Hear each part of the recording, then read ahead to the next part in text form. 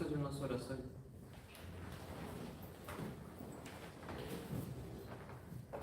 Em nome do Pai, do Filho e do Espírito Santo. Amém. Ave Maria, cheia de graça, o Senhor é convosco. Bendita sois vós entre as mulheres e bendito é o fruto do vosso ventre, Jesus. Santa Maria, Mãe de Deus, rogai por nós, pecadores, agora e na hora de nossa morte. Nossa Senhora do Carmo, Rogai por nós.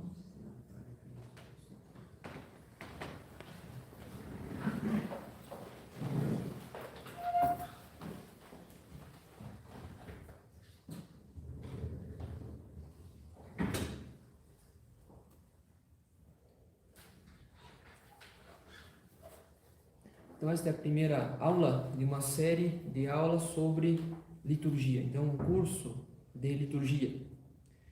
E a primeira questão que eu gostaria de colocar para os senhores é a seguinte: para que um curso de liturgia? Afinal de contas, nos últimos anos, nós temos, digamos assim, uma boa quantidade de livros publicados no mercado editorial brasileiro, livros sobre a Santa Missa, livros sobre a história do rito romano, a explicação dos símbolos da Santa Missa. Parece que já tem bastante livro tratando disso. E nesse cenário positivo de muitas publicações, parece que um curso torna-se desnecessário. Já tem tanta coisa para ler, por que o padre ainda vai nos indicar mais, digamos, cursos? Ele poderia tratar de outras coisas. Então, qual que é o interesse de um curso, já que nós poderíamos aqui simplesmente indicar uma série de livros que supririam e que, digamos, tornariam a necessidade desse curso completamente obsoleto. Bem, para explicar a necessidade, a conveniência, o interesse de um curso nesse cenário que eu descrevi, nós devemos compreender o seguinte: não nos basta aprender a origem histórica dos ritos, especialmente do rito da missa. Não nos basta aprender o significado das cerimônias, apesar disso ser bastante interessante. E também não nos basta, digamos assim, ver na liturgia apenas uma curiosidade pessoal, uma curiosidade, um campo de interesse particular. Isso tudo é insuficiente enquanto nós não dermos à liturgia o lugar que lhe é devido na nossa vida interior. Então esse é o cerne da questão. Eu posso estudar a origem histórica, os símbolos, e no fundo eu estou saciando uma certa curiosidade piedosa. Mas enquanto eu não tiver dado à liturgia o lugar que lhe é devido na nossa vida interior, todos esses conhecimentos não terão um influxo, portanto, real na nossa vida interior.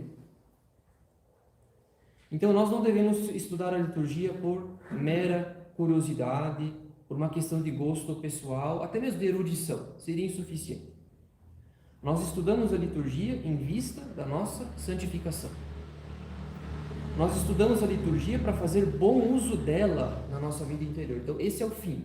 Não é uma questão de gosto, de curiosidade ou de erudição. É em vista de ordenar esse estudo para o nosso proveito, para a nossa vida interior, para a nossa santificação.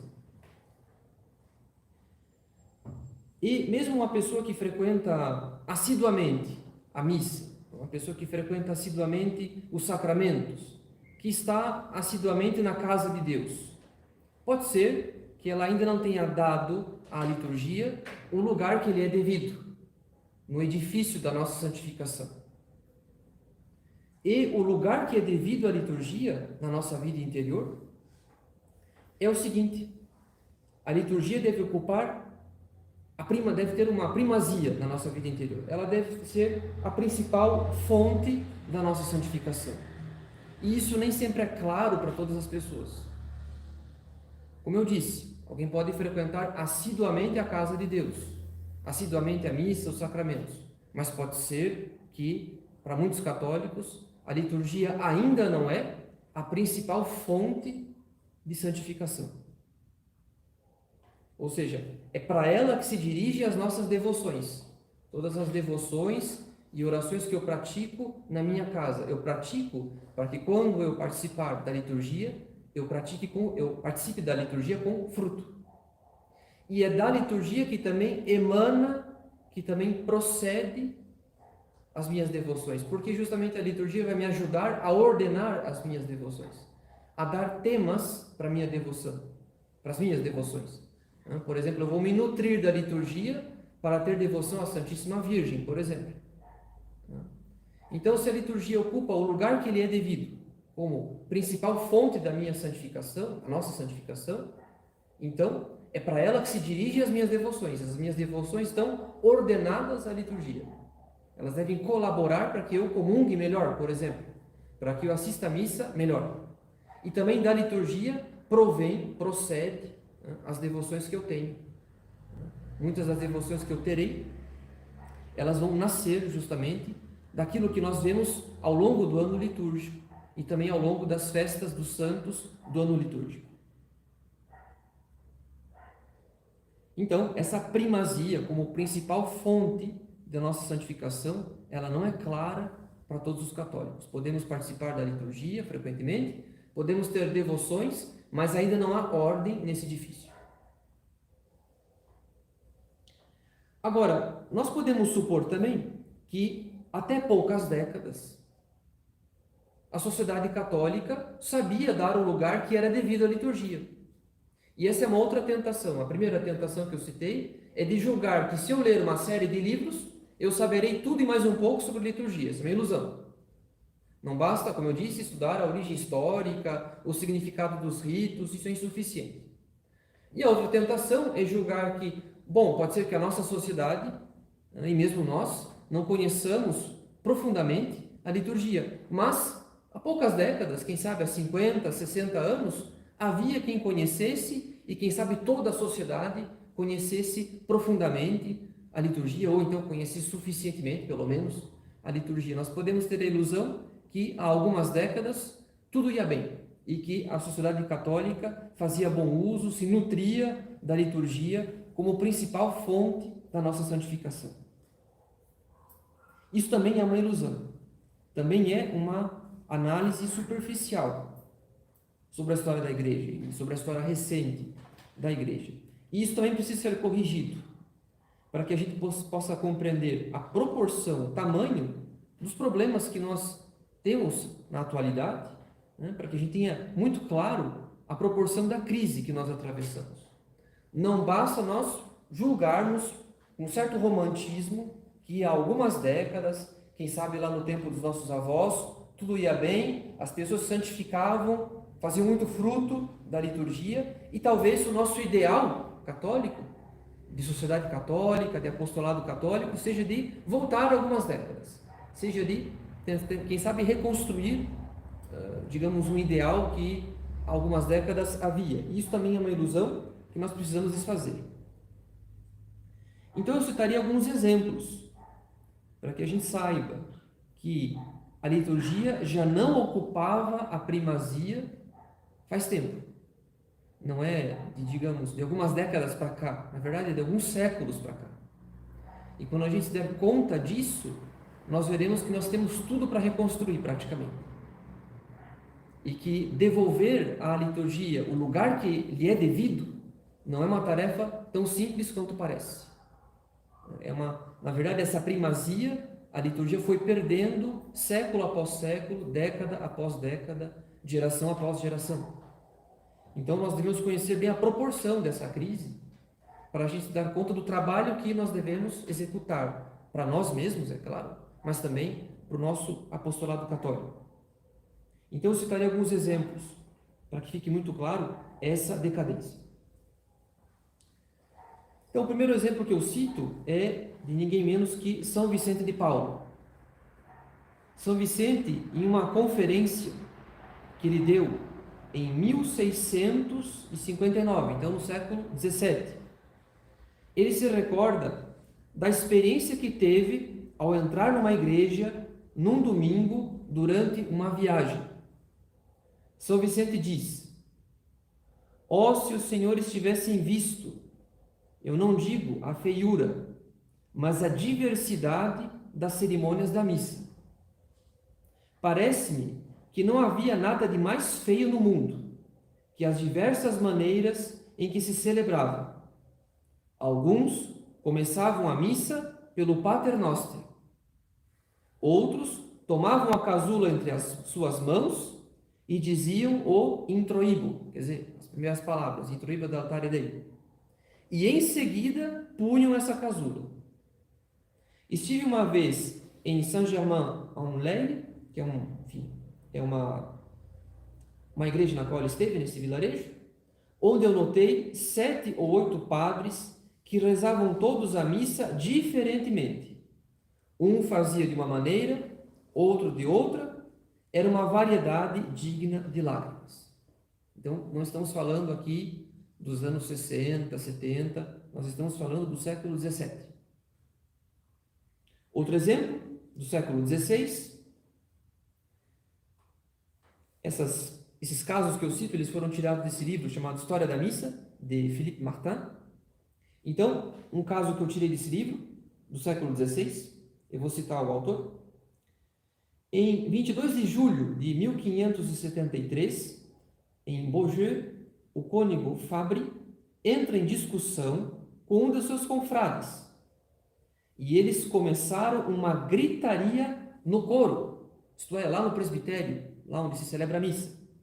Então, dois cônegos eles entraram em discussão e começou uma gritaria no coro, durante a missa solene, de tal maneira que toda a igreja ficou escandalizada. Século XVI.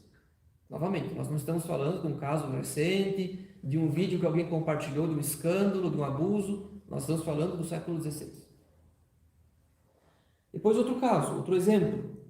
Os estatutos diocesanos de Saint-Malo, que é uma diocese que fica lá para o norte da França, em 1619. O que dizem esses estatutos diocesanos? Eles proíbem que se cometa homicídios durante o ofício divino. Quer dizer, para que uma diocese emita esse tipo de norma, é sinal de que alguma coisa aconteceu. Quer dizer, houve um assassinato dentro da igreja durante um ofício, em pleno século XVII. Em seguida, em 1670, o padre Louis Charpie, da paróquia da Santa Cruz, faz uma constatação a respeito da música sacra. Ele diz, esse padre, toda a aplicação se limitou ao exterior, à beleza dos cantos, dos ornamentos, à graciosidade das ações, à justeza dos concertos musicais, à suavidade dos cantos. Dora adiante, as pessoas vão ao ofício como a um local de entretenimento. Ou seja, havia uma boa qualidade musical. Hoje nós podemos nos queixar que em muitas paróquias a qualidade musical deixa muito a desejar. E nós podemos dizer pior, a respeito das músicas, dos cânticos paroquiais. No entanto, no século XVII, a qualidade musical era excelente. Haviam bons compositores, compondo belas missas polifônicas, com concertos nas igrejas durante os ofícios. O problema é que a decadência espiritual existia já naquele tempo e as pessoas iam para o ofício muito mais atraídas pela beleza estética do que pelo interesse de santificação. Então isso aí constata um pároco no século XVII. O problema de que as pessoas vão à igreja muito mais atraídas pela beleza das músicas, dos concertos, do que pelo ofício enquanto tal, pela liturgia. Aí nós temos um outro problema, um outro caso aqui, contado por um abade, Dom Augustin Calmet, que viveu entre o século XVII e XVIII. Esse abade, ele condena o sistema que se difundiu naquele tempo de se celebrar várias missas em uma só. Ou seja, se o celebrante queria ganhar mais espórtulas, ele queria lucrar com a celebração da Santa Missa, o que é que ele fazia? Ele rezava 4 vezes as orações para ganhar 4 espórtulas em uma única missa. Ou seja, Ele rezava uma única vez o cânon, e é dentro do cânon que há a consagração. Ele consagrava uma vez a hóstia, mas ele dizia 4 vezes o introito, 4 vezes o Kyrie, 4 vezes o Glória, em uma única missa. E assim ele podia lucrar 4 vezes a esporta. Claro que isso é um abuso, isso é um sacrilégio, mas era um sistema que havia quando um pároco queria, digamos, lucrar sobre a celebração da Santa Missa. Então veja aqui o problemas de ordem financeira, perdão, dentro da liturgia, já não é de agora. Depois, outro caso, esse do final do século XVII. O padre François Desquieux, ele que era pároco de uma paróquia em Lille, no norte da França, quase na fronteira com a Bélgica, ele critica seus confrades que celebravam apressadamente a Santa Missa. Então ele diz: eles celebram como se quisessem descer do altar pouco após terem subido. Por isso, nada de sinais da cruz definidos, bem feitos, nem genuflexões inteiras, nem gravidade nos passos. Então, muitos padres celebravam a missa por ofício, por obrigação, sem uma verdadeira devoção. Aí um outro problema, esse aqui também bastante curioso, do século XVIII. A gente sabe que o turismo, ele nasce no século XIX. Inclusive, interessante que Santa Teresinha, para que ela pudesse entrar no Carmelo, ela viajou com o pai dela de trem até Roma para se encontrar com o Papa. Então, o turismo, a mobilidade social começa a se consolidar no século XIX, mas já no século XVIII havia um guia para visitantes em Paris, porque Paris foi uma cidade sempre muito importante. Então, havia um guia para, digamos assim, orientar os turistas, digamos assim, os viajantes que quisessem aproveitar bem da cidade. Então, havia um guia chamado O Viajante em Paris, indicando as principais atividades, cerimônias, festejos ao longo do ano. E para o mês de janeiro, esse guia, ele indica ao viajante 14 eventos ou cerimônias. E desses 14 eventos, 8 são missas. Ou seja, haverá uma missa em honra à padroeira de Paris, que é Santa Genoveva. Então o viajante ele é aconselhado a estar presente nessa missa, porque certamente será uma missa com concerto. Ou em outra cerimônia, com procissão, com presença do rei, por exemplo. Claro que se esse viajante for católico, é interessante que ele esteja na missa do dia da padroeira, por que não? Não é algo ímpio.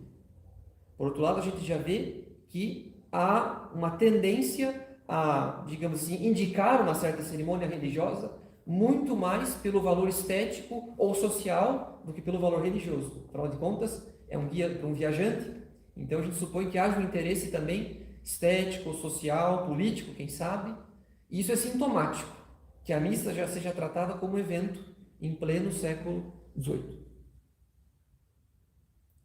Depois, um pároco, no começo do século XVIII, 1706, ele diz que as mulheres aparecem em nossas basílicas com vestimentas e ornamentos que só respiram a vaidade do século, que são próprios apenas para atrair-lhes os olhares dos mundanos.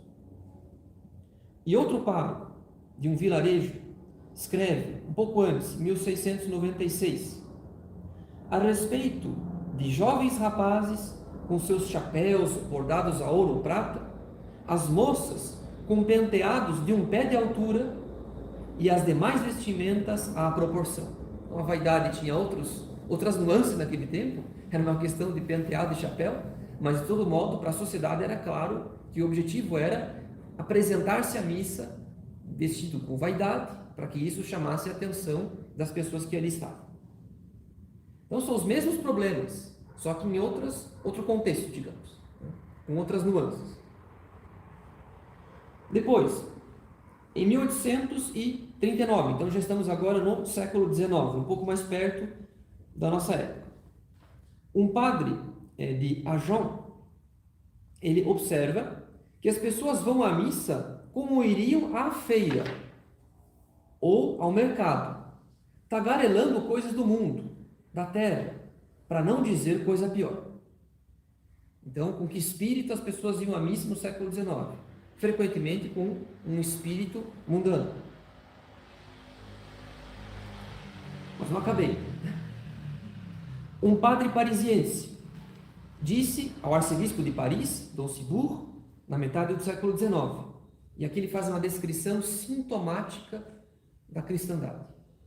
Esse padre diz ao arcebispo: se o culto público consiste em tochas e velas, lustres e lâmpadas, ricos e numerosos paramentos, grandes e pomposas incensações, grandes e barulhentas orquestras, coroinhas, guardas e sacristãos, e o conjunto de todas essas cerimônias, mediante grande finança, que custa caro manter todo esse aparato, então reconheçamos o culto é nobre e imponente em Paris.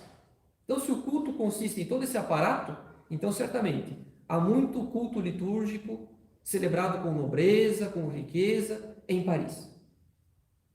Mas, se o culto público é, antes de tudo, um culto, se além disso exige a reunião de orações, manifestação comum dos sentimentos que se tem no coração, então, pelo contrário, eu o constato muito raro e muito magro.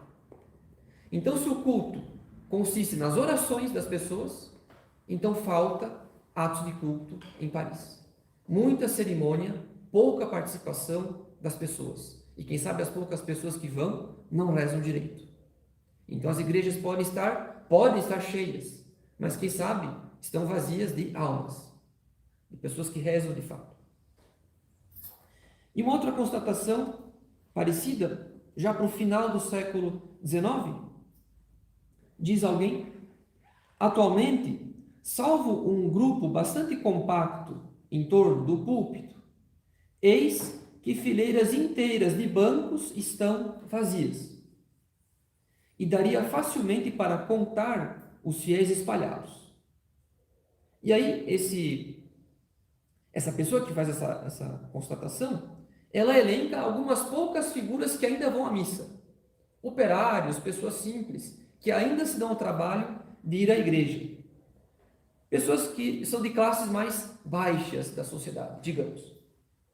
E depois que ele elenca as pessoas que ainda se dão ao trabalho de ir à igreja, ele diz: é para esse pequeno e insignificante público que o ofício divino é celebrado com toda a sua pompa, que o padre e os 2 diáconos, revestidos de ricos paramentos, executam diante do altar os gestos e as evoluções hieráticas, quer dizer, e os ritos sagrados.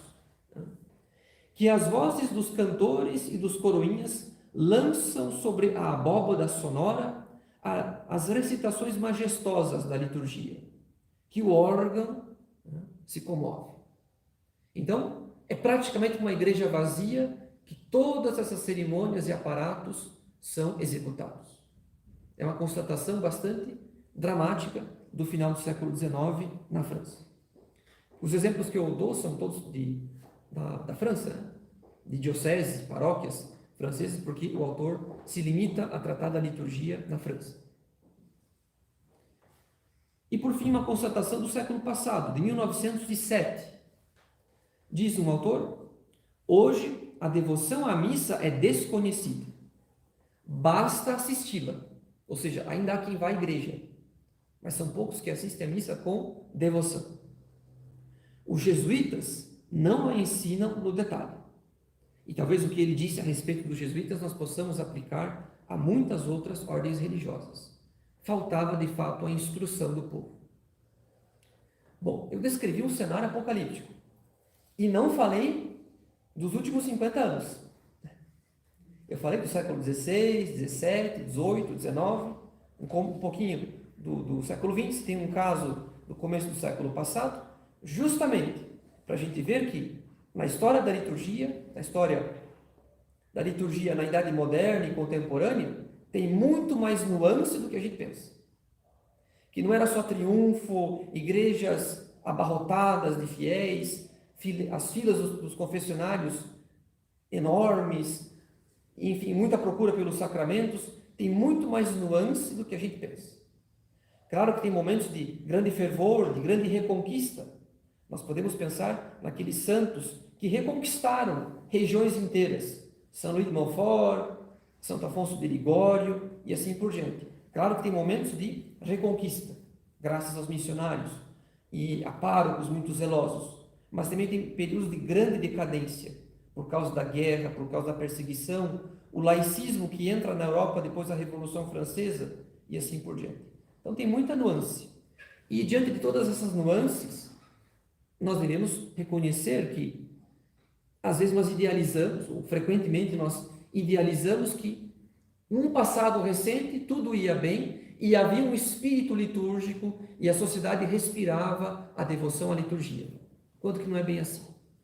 Então o nosso trabalho de redescobrir a primazia que é devida à liturgia é muito mais profundo do que se pensa. Porque a liturgia já estava decaindo há séculos.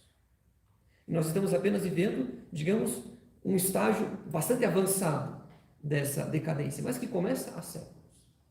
Então, constatando esse cenário, é que a gente se dá conta do nosso trabalho. E que não basta idealizar algumas décadas atrás como um período perfeito.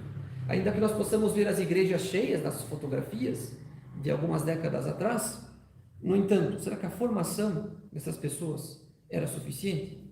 Será que de fato as pessoas que frequentavam a igreja frequentavam com devoção ou havia muito, digamos assim, de uma frequentação social, um catolicismo social, que as pessoas iam porque era um costume e não tanto por uma questão de vida interior, de devoção? Então, será que as igrejas cheias de pessoas é sinônimo de almas que rezam e que se santificam com a liturgia, de párocos que instruem as pessoas, que ajudam as pessoas a fazer bom fruto dos sacramentos? Então não devemos criar ilusões a respeito do nosso passado.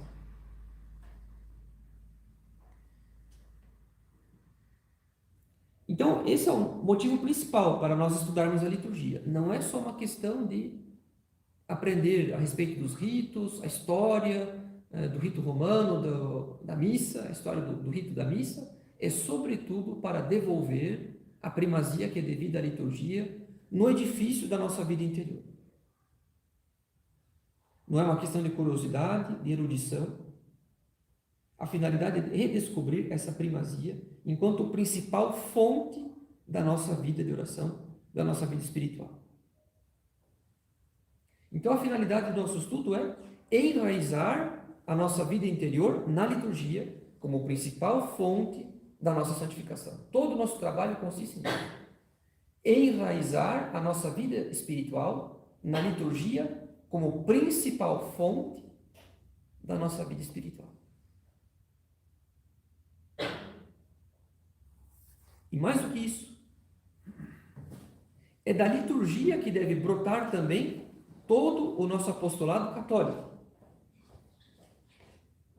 Assim como todo apostolado católico deve ter por fim fazer a liturgia triunfar na vida da sociedade. Então, se queremos ter um bom apostolado católico, seja aquele apostolado simples, do bom exemplo, o fato de nós praticarmos as virtudes e assim edificarmos as pessoas com quem nós convivemos. É o pequeno, silencioso, porém necessário apostolado das virtudes, do bom exemplo, do exemplo cristão na nossa vida cotidiana.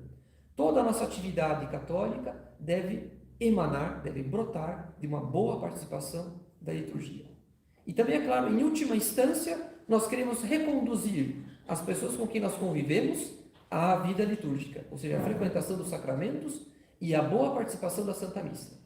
Então, a nossa atividade católica deriva da liturgia, ela ganha fôlego, ganha força da liturgia, e também a nossa atividade tem por finalidade última reconduzir as pessoas ao bom proveito da liturgia. Deus, nosso Senhor, será o centro de uma sociedade quando a liturgia for o coração da vida social. Então, muito mais importante que questões políticas é reconduzir as pessoas à vida litúrgica. Porque quando a liturgia for o coração de uma sociedade, somente então Deus será, de fato, o centro dessa sociedade.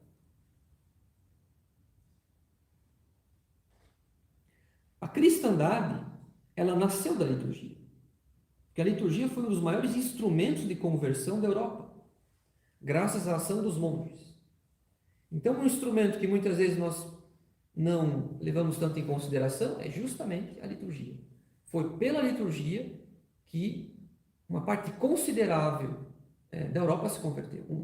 Um dos instrumentos de trabalho mais importantes dos monges e dos missionários foi a liturgia. Então foi a liturgia que construiu, que edificou a cristandade. E é pela liturgia que a gente pode fazer alguma coisa pela sociedade. Do contrário, os demais instrumentos são bastante insuficientes. Então diz um monge beneditino: temos o direito de dizer que a Igreja se serviu constantemente da liturgia para instruir e exortar a Idade Média, para penetrá-la de espírito cristão, para organizá-la em sociedade cristã. Então, a Igreja se serviu constantemente da liturgia para organizar a sociedade e fazer dela uma sociedade cristã. Então, a sociedade não era genuinamente cristã, porque a liturgia era fiel ao dogma, fiel à revelação, bem celebrada, conforme o rito católico, e porque era bela. Não, a sociedade não era genuinamente cristã, somente porque nós tínhamos isso. Mas, sobretudo, quando os católicos sabiam se nutrir da liturgia.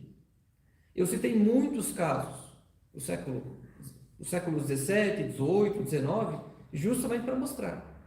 Nós podemos ter o mais belo dos ritos e celebrado o mais, digamos assim, dignamente por causa da beleza, do fausto das cerimônias, da beleza das igrejas, da beleza dos corais. Nós podemos ter um rito católico muito bem celebrado no seu exterior. Agora, se os fiéis, se a Assembleia presente não consegue fazer fruto disso, nós não conseguimos construir uma sociedade católica, como também as próprias pessoas que estão ali não estão fazendo fruto. Se as pessoas que estão ali não fazem fruto, menos ainda a sociedade vai tirar fruto disso. Nós não conseguimos edificar nenhuma sociedade católica se os próprios católicos não sabem fazer fruto da liturgia.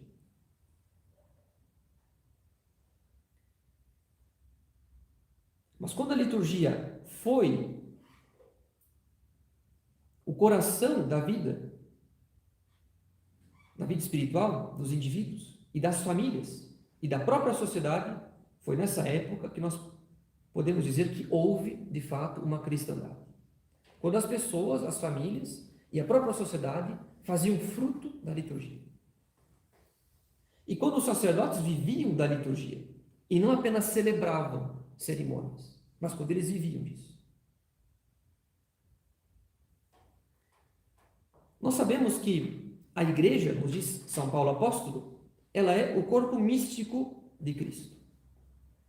E nós sabemos que todo corpo ele precisa de nutrição para crescer, desenvolver-se e para cumprir suas ações, para ter energia para trabalhar, para fazer as coisas. Todo corpo precisa de nutrição. E no caso do corpo místico de Cristo, o que é que nutre as almas que pertencem ao corpo místico de Cristo? Pois a primeira e principal fonte de nutrição é a liturgia. Se um corpo precisa de nutrição, e se a igreja é o corpo místico de Cristo, a primeira e principal fonte de nutrição da vida interior dos católicos é justamente a liturgia. Isso porque, segundo ensina Dom Festugier, que é um abade beneditino que eu estou citando, como ele diz, a liturgia foi instituída para assimilar as almas a Jesus. Então, para que ela foi instituída? Pelo próprio Cristo? Para nos assimilar à sua vida interior, à vida do próprio Cristo.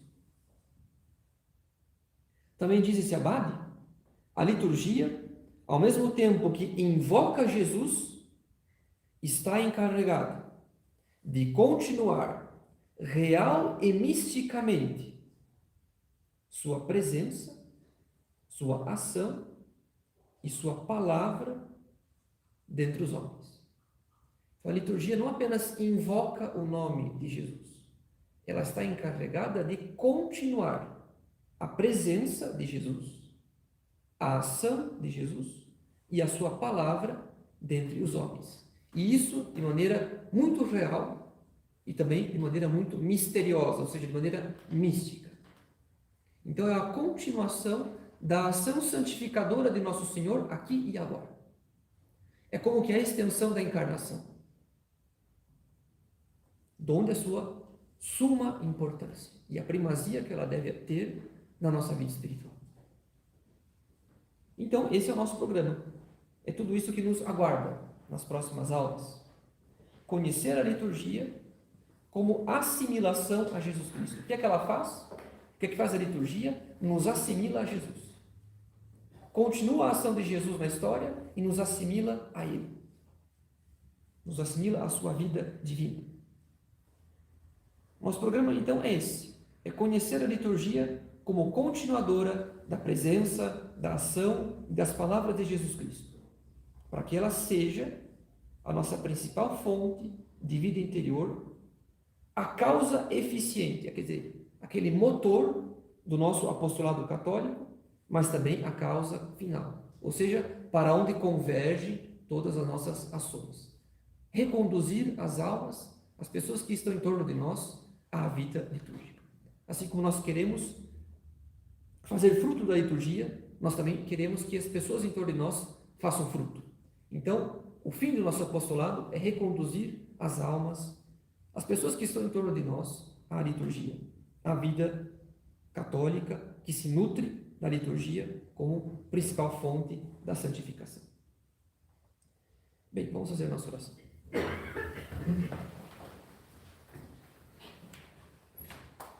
Em nome do Pai, do Filho e do Espírito Santo. Amém.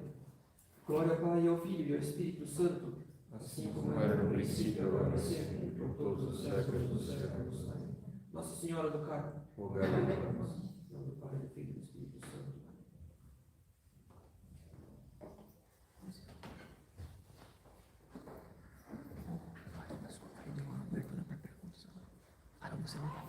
Chama o